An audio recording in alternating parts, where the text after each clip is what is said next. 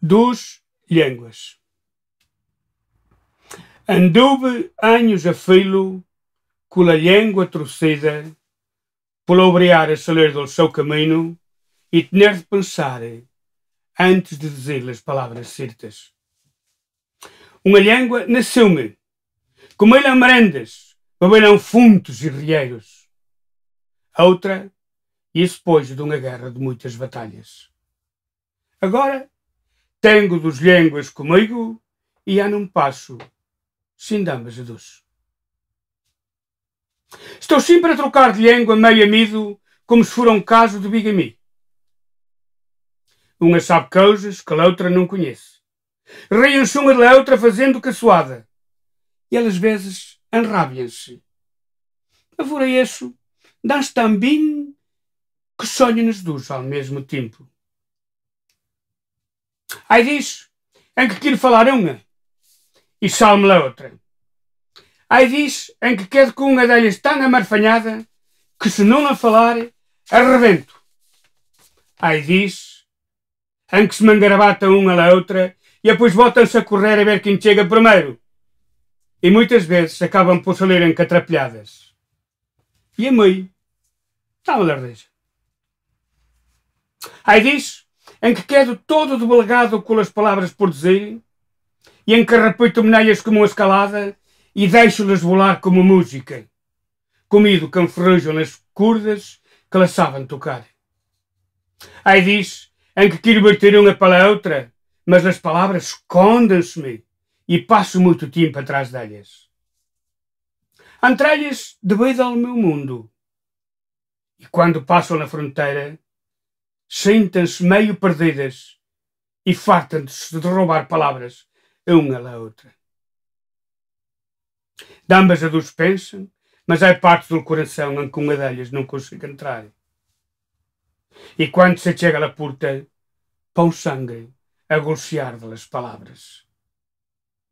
Cada uma foi por sorte da outra. O mirandês nasceu primeiro e eu acostumei-me a dormir arrolhado pelos seus sonidos calindos como lúrias e ensinou o português a falar, guiando-lhe a voz.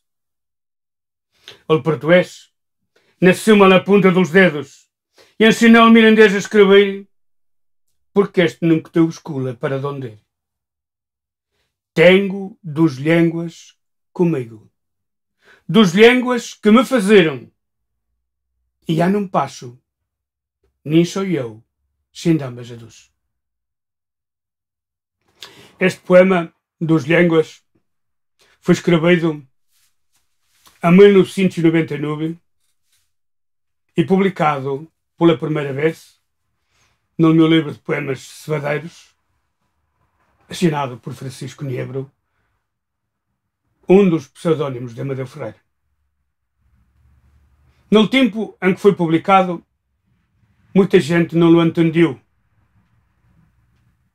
Antes, após isso, algumas pessoas logo considerado uma pequena obra-prima. Eu não iria tão longe, porque é um poema que se limita a consagrar duas ou três ideias que me parecem fundamentais e que até ainda eu não havia ouvido a lado nenhum. As línguas são algo que são anteriores a nós mesmos. Vivem dentro de nós. Fazem-nos, transformam-nos e não se deixam manipular por nós por muito que queremos. Não são um dado puramente objetivo. Porque as línguas verdadeiramente têm que ser vistas, antes de mais, a partir de dentro de nós mesmos. Do modo como se relacionam dentro de nós. Do modo como interagem uma com a outra. Do modo como influenciam uma a outra. E não como puros, feitos objetivos fora de nós, que os estudiosos, na sua arrogância, cuidam que podem fazer delas o que queiram, mas elas não deixam. As línguas são um modo que nós temos de dizer ao mundo. E quando aprendemos a dizer ao mundo numa dessas línguas, ela exige que nós o digamos nessa língua.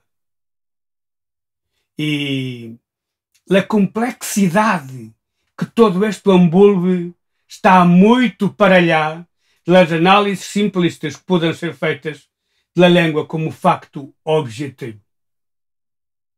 Isto, na minha opinião, significa mudar o paradigma em que vemos as línguas e vê-las como um feito, também ele, não só psicológico, mas também físico. Que não, mas também físico, que não nos deixam à vontade com elas, que nos obrigam a respeitá-las, que nos obrigam a tê-las sempre presentes de um modo respeitoso, porque as línguas são um dos fundamentos da nossa dignidade. E se nós perdemos de vista este fundamento, as línguas acabam por ser algo que se agarra a nós sem fazer parte de nós. E é muito diferente eu nascer com uma língua, crescer com ela, dizer ao mundo nessa língua, ou aprender uma língua como um feito externo a partir de livros, a partir de outras coisas que são importantes, sobretudo do ponto de vista pragmático, para eu me entender com outras pessoas. É sim muito importante eu usar as línguas para me entender com outras pessoas. Mas não pude esquecer que a língua com que eu nasço é uma língua que se agarra a mim e nunca mais me deixa. E nunca mais me larga. E nunca mais me deixa fazer dela aquilo que eu quero. E é por isso que as línguas com que eu nasço são um fundamento da própria dignidade da minha persona. Retirar-me uma dessas línguas e retirar-me alguns dos pilares fundamentais da dignidade em que eu tenho que assentar. E isso deve ser muito custoso de explicar por pessoas que acham que as línguas se excluem umas às outras. Não se excluam. Podem conviver perfeitamente. Agora, não terem que conviver de uma maneira pacífica. Porquê que havem de conviver de uma maneira pacífica? Convivam de uma maneira conturbada e tumultuosa, e pacífica também, de verdade, mas de uma maneira conturbada, porque são muito complexas, muito complexas. Muitas vezes nós próprios não somos capazes de explicar o que se passa dentro de nós. Não somos.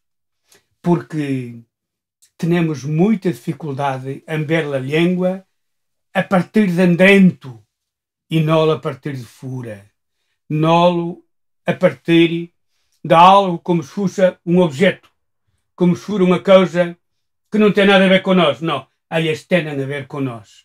E nós nunca podemos esquecer isso. Porque se o esquecermos, elas vamos obrigar a lembrar todo isso. E imorrá-lo, daquele que eu tenho visto, há outros poemas, há outros escritos, que as pessoas, que os escritores encaram as línguas deste ponto de vista. Este é o único poema que eu conheço, o defeito deve ser meu, em que essa perspectiva é encarada de uma maneira frontal, de uma maneira radical, e eu coido que é uma perspectiva que trai arriba a dignidade das línguas. Hoje nós estamos submergidos, estamos amarfanhados e quedamos derrotados por ver línguas que se falam por milhões e milhões e milhões e milhões de pessoas. Eu não quis saber isso para nada. Que para mim uma língua se fala por milhões e milhões de pessoas pode ter importância política, pode ter importância económica, pode ter outro tipo de importâncias e tem que ser levado em conta. Mas não é dentro que vem a dignidade das línguas. A dignidade das línguas vem das pessoas que las falam. A dignidade das línguas vem das pessoas que las falam. Fora disso, são números como outros quaisquer. E há que ter isto muito, muito em conta. E por isso, com uma pequena língua, como o mirandês, com uns poucos de milhares de falantes, tem tanta dignidade e merece tanto respeito como o inglês, ou o português, ou o espanhol, que são falados por milhões e milhões e milhões e milhões de pessoas. Este poema diz isto de uma forma muito simples. Muito simples. Claro que as pessoas não querem entender. Muitas vezes não são capazes de entender, mas sobretudo não querem entender. Porquê? Porque moram sobretudo para números de milhões de falantes. E é importante que isso se faça. Mas esta perspectiva que este poema dos línguas traz, nunca pude ser esquecida. Porque se for esquecida, estamos a deixar de fora aquilo que, a minha opinião, e na sua origem, a essência e a complexidade das línguas e a dignidade das línguas. E eu deixo, não abdico nem um milímetro. E este poema, cuido que, à modo que o tempo vai passando, vai mostrando queixo e verdade. Se não tivermos esta em conta, nunca as línguas poderão fazer parte do nosso património imaterial. Porquê? Porque elas nos acompanham desde há cintos de anos, desde há milhares de anos.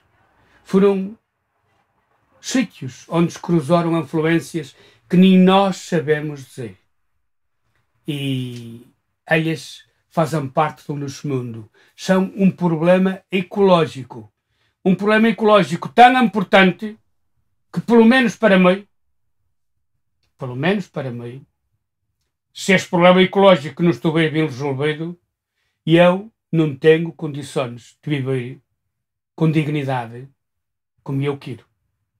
E, portanto, acho que esta perspectiva deve ser uma perspectiva muito aprofundada, muito desenvolvida, porque se assim não for, estamos a renegar aquilo que é um dos aspectos essenciais de todas as línguas, sejam elas minoritárias ou não sejam minoritárias, que tenham de conviver e convivam dentro de nós, que não podem ser postas uma contra a outra, que não se podem excluir, mas temos que conviver com elas sempre, todos os dias. E eu nasci no campo e aprendi a dizer o mundo a mirandês. Esse mundo do campo, eu só sei dizer a mirandês. Se eu não estou a ver a mirandês, como é que eu vou dizer esse mundo? Eu perdo a minha infância toda. Perdo a infância toda, não sou capaz de dizer. Não tenho palavras, nem las sei em português. Mas cresci. Formei-me. Fui para a universidade, estudei. E o português passou a fazer parte de mim. E passou a ser tão importante como o mirandês. Porque esse mundo novo que eu ganhei, se eu não tiver o português, eu não sou capaz de o dizer. Eu preciso dele. E então, estes meus mundos todos, que foram de aprendidos a línguas diferentes, convivam dentro de mim. E eu quero que continuem a conviver. E nada me podem pedir que uma vez eu falo de um destes mundos em português e que falo de outros mundos em mirandês. E que, numa mesma conversa, uso uma língua e uso outra língua. Uso as duas. E esse aqui é importante. Essa aqui é a realidade que se passa dentro de mim.